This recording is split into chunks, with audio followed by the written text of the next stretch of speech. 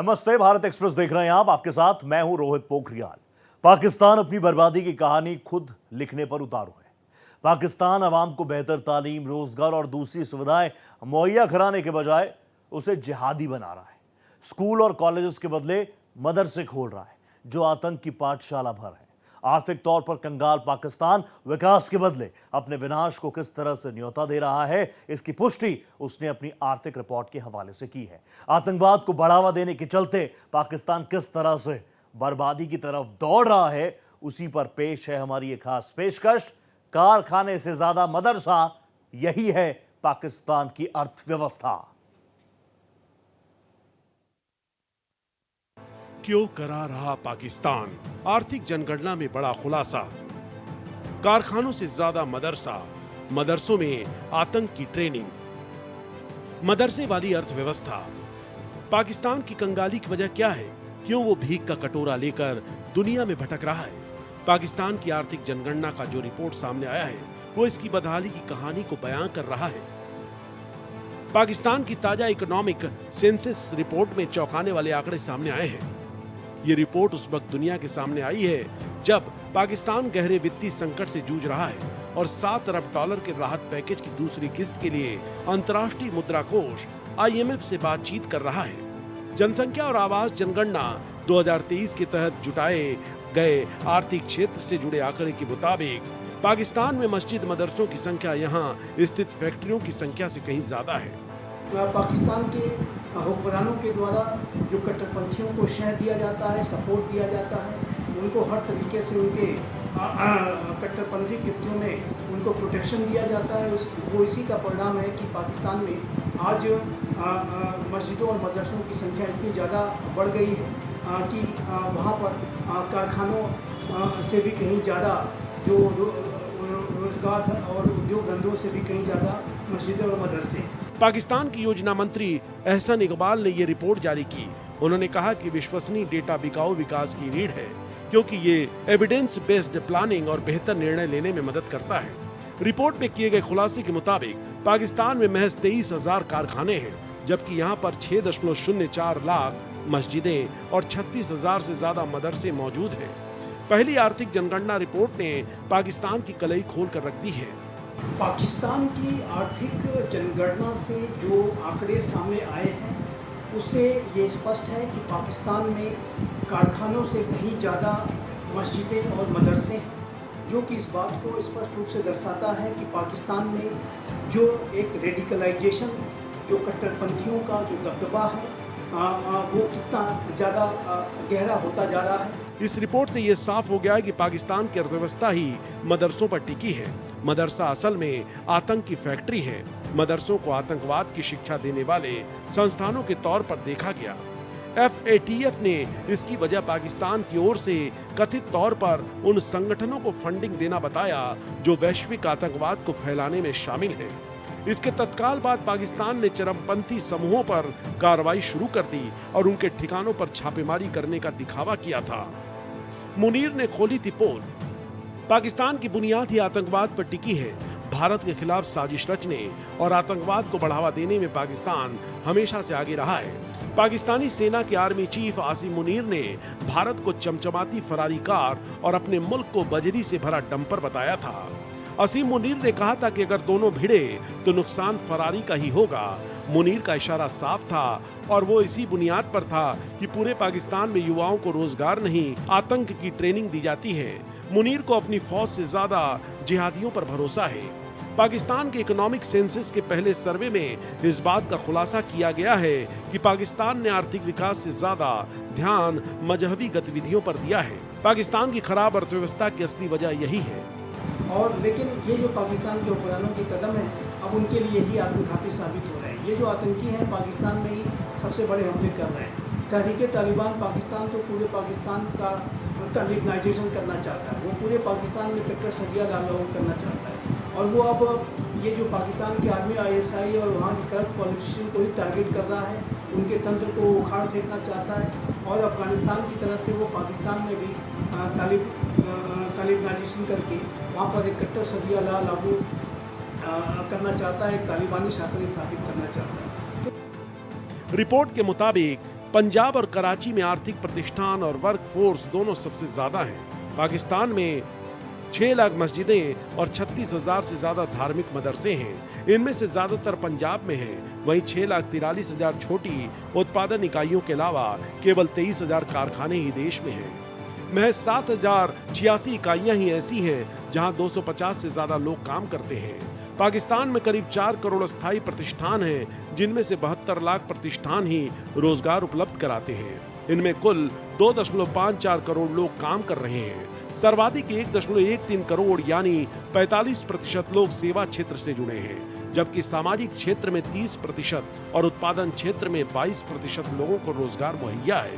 तो ये पाकिस्तान के बढ़ते हुए रेडिकलाइजेशन को दर्शाता है, ये पाकिस्तान के बढ़ते हुए इस्लामाइजेशन को दर्शाता है। पाकिस्तान में किस तरीके से ये जो कट्टरपंथी हैं वो पूरे पाकिस्तान को अंधकारमय रास्ते पर ले जा रहे हैं, वो इस बात को स्पष्ट रूप से प्रमाणित करता है।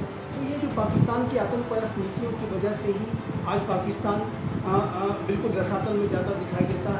कुल मिलाकर पाकिस्तान की अर्थव्यवस्था छोटे कारोबार पर टिकी हुई है। पाकिस्तान कई समस्याओं से जूझ रहा है, जिनमें खराब आर्थिक नीतियां, फाइनेंशियल मिसमैनेजमेंट, भारी विदेशी कर्ज, जनसंख्या वृद्धि, आतंकवाद और प्रॉक्सी युद्धों पर खर्च की गई धनराशि और औद्योगिक इकाइयों की कमी शामिल है। आतंक की फैक्ट्री। पाकिस्तान सरकार और वहां की फौज मिलकर लोगों को जाहिल बनाने की कोशिशों में जुटी है। लोगों को तालीम देने के नाम पर उन्हें न तो बुनियादी सुविधाएं मुहैया कराई जा रही हैं और न ही रोजगार के अवसर मुहैया कराए जा रहे हैं। पाकिस्तान की तरफ से जारी रिपोर्ट में यह साफ हो गया है कि दुनिया की दूसरी सबसे बड़ी मुस्लिम आबादी वाले देश पाकिस्तान में महज 2,42,616 स्कूल हैं, जिनमें से ज्यादातर सरकारी स्कूल हैं। 11,568 कॉलेज हैं। देश में 214 विश्वविद्यालय, 36,331 मदरसे और 1,19,789 अस्पताल हैं, जिनमें से अधिकांश निजी क्षेत्र के हैं। पाकिस्तान में अधिकांश संरचनाएं पंजाब में हैं, जहां कुल इमारतों का 58% हिस्सा है। सिंध में 20% और उसके बाद खैबर पख्तूनख्वा में 15% है। बलूचिस्तान में 6% इमारतें हैं। इस्लामाबाद में सबसे कम केवल 1% इमारतें हैं। और ये जो पाकिस्तान के हुक्मरान हैं वो आतंकवाद का इस्तेमाल भारत के विरुद्ध, अफगानिस्तान के विरुद्ध, ईरान के विरुद्ध और पूरे विश्व भर में जाहिर है कि पाकिस्तान एक जिहाद की फैक्ट्री के तौर पर, आतंकियों की फैक्ट्री के तौर पर जाना जाता है और इसके लिए वो कुख्यात है। विश्व का सबसे बड़ा आतंकी ओसामा बिन लादेन पाकिस्तान में ही पाया गया था। तो ये जो पाकिस्तान का जो स्टेट स्पॉन्सर ऑफ टेररिज्म का जो पूरा तंत्र है, उसके लिए मदरसे एक रिक्रूटमेंट ग्राउंड का कार्य करते हैं, ट्रेनिंग ग्राउंड का कार्य करते हैं और इसी वजह से ये जो चूँकि स्टेट प्रोटेक्शन है, इसलिए मदरसों की संख्या लगातार बढ़ती गई है। बच्चों और युवाओं को बेहतर शिक्षा मुहैया कराना पाकिस्तान सरकार का मकसद नहीं है। दरअसल लोगों को जाहिल बनाकर उन्हें आतंकी बनाने पर उसका जोर है। यही वजह है कि बुनियादी शिक्षा संस्थानों से लेकर हायर एजुकेशन सिस्टम को मजबूत बनाने पर ध्यान ही नहीं दिया जाता है। पाकिस्तान अपनी आबादी को आतंक की ट्रेनिंग देता है और उसे जिहादी बनने के लिए मजबूर करता है। मानव संसाधन के गलत इस्तेमाल करने का ही नतीजा है कि दक्षिण एशिया की सबसे समृद्ध अर्थव्यवस्थाओं में से एक से सबसे गरीब अर्थव्यवस्थाओं में धकेल दिया है। 150 से ज्यादा आतंकी संगठन। पहलगाम में हुए आतंकी हमले की जवाबी कार्रवाई में भारत ने आतंकियों के जिन ठिकानों को ध्वस्त कर दिया, वो असल में मरकज और मदरसे के तौर पर काम कर रहे थे। मुरीद के और बहावलपुर को लेकर की गई सच्चाई पहले ही सामने आ चुकी है। बहावलपुर जिले में शुबान मस्जिद है, इसमें कोई शक नहीं, ये जगह मौलाना मसूद अजहर का अड्डा था। 24 घंटे यहाँ करीब 300 से 500 लोग मौजूद रहते थे। ये जगह आतंकियों की ट्रेनिंग का सबसे बड़ा अड्डा था। पाकिस्तान के मुरीदके में जिस मरकजे तैयबा पर भारत ने हमला किया है, यही वो जगह है जहां से मुजाहिदीन को भर्ती करने का सिलसिला सबसे पहले शुरू हुआ था। पहले यहाँ अफगानिस्तान के लिए मुजाहिदीन भर्ती होते थे, फिर ये कश्मीर में जाने लगे। बाद में पाकिस्तान में इनको प्राइवेट मिलिशिया की तरह इस्तेमाल किया जाने लगा। पाकिस्तान के हुक्मरान आतंकवाद का इस्तेमाल अपने इंस्ट्रूमेंट ऑफ स्टेट पॉलिसी के तौर पर और आतंकियों को स्ट्रेटेजिक एसेट के रूप में इस्तेमाल करते हैं। जो मदरसे हैं उनका इस्तेमाल आतंकियों को रिक्रूट करने के लिए किया जाता है। छोटे बच्चों की ब्रेन वॉशिंग की जाती है, उन्हें कट्टरपंथी बनाया जाता है, उन्हें आतंक के रास्ते पर धकेला जाता है। उनके पूरे मस्तिष्क को ब्रेन वॉश करके उन्हें जाहिर है कि आत्मघाती बनाने की जो पूरी ट्रेनिंग दी जाती है और फिर इनका इस्तेमाल वो आतंकवाद के कृत्यों में करके इनका पूरा जीवन तबाह बर्बाद कर देते हैं। मुजफ्फराबाद की बिलाल मस्जिद हो या अब्बास मस्जिद, इन जगहों पर जिहादी ट्रेनिंग दी जाती है। पाकिस्तान आतंकियों को शह देता है, उन्हें पालता पोसता है, फिर उन्हें दूसरे देशों में आतंक फैलाने के लिए इस्तेमाल करता है। पाकिस्तान में 150 से ज्यादा आतंकी संगठन सक्रिय हैं, जिनमें हाफिज सईद का लश्कर तैयबा, मसूद अजहर की जैश ए मोहम्मद, हिजबुल मुजाहिदीन, लश्कर झंगवी और अल बद्र जैसे आतंकी संगठन भी शामिल हैं, जो न सिर्फ भारत बल्कि पूरी दुनिया में बदनाम है। पाकिस्तान आर्थिक रूप से बदहाल है, सामरिक रूप से बदहाल है, राजनीतिक रूप से दयनीय स्थिति में है और पाकिस्तान में जमहूरियत सिर्फ दिखावे की है और वहाँ पर कट्टरपंथी भी लगातार अपने दबदबे को बढ़ा रहे हैं। और यदि इसी तरीके से कट्टरपंथियों की शक्ति और प्रभाव बढ़ता रहा तो वहाँ पर वो दिन दूर नहीं कि तहरीक तालिबान पाकिस्तान जैसा जो कट्टरपंथी संगठन है वहाँ पर जो शासन करने के मंसूबे पाल रखा है वो ऐसा कर भी सकता है। पाकिस्तान के आतंकी फैक्ट्री पर नकेल कसने के मकसद से FATF ने जून 2018 में पाकिस्तान को अपनी ग्रे लिस्ट में शामिल किया था और उसे 2019 के अंत तक अपना एक्शन प्लान लागू करने के लिए कहा था, लेकिन कोविड-19 महामारी के कारण ये समय सीमा बढ़ा दी गई। पाकिस्तान में बीते दशकों में कई सरकारों ने मदरसों को कानून के दायरे में लाने को लेकर चुनौतियों का सामना किया है, लेकिन सच तो यह है कि पाकिस्तान आतंकी फैक्ट्री को बंद करने या उस पर नकेल कसने के पक्ष में नहीं है और यही वजह है कि वहां पर तालीम देने की जगह पर जिहादी बनाने पर जोर दिया जा रहा है। तो ये है पाकिस्तान की अर्थव्यवस्था। तालीम देने के नाम पर पाकिस्तान में मदरसों और मरकजों की तादाद लगातार बढ़ रही है, जहां पर बच्चों को मजहब के नाम पर गुमराह किया जाता है, तालीम के बदले जिहादी ट्रेनिंग दी जाती है। इसी वजह से पाकिस्तान का सूरत हाल वो है कि दुनिया में सिर्फ और सिर्फ भीख का कटोरा लेकर पाकिस्तानी हुक्मरानों को जाना पड़ता है।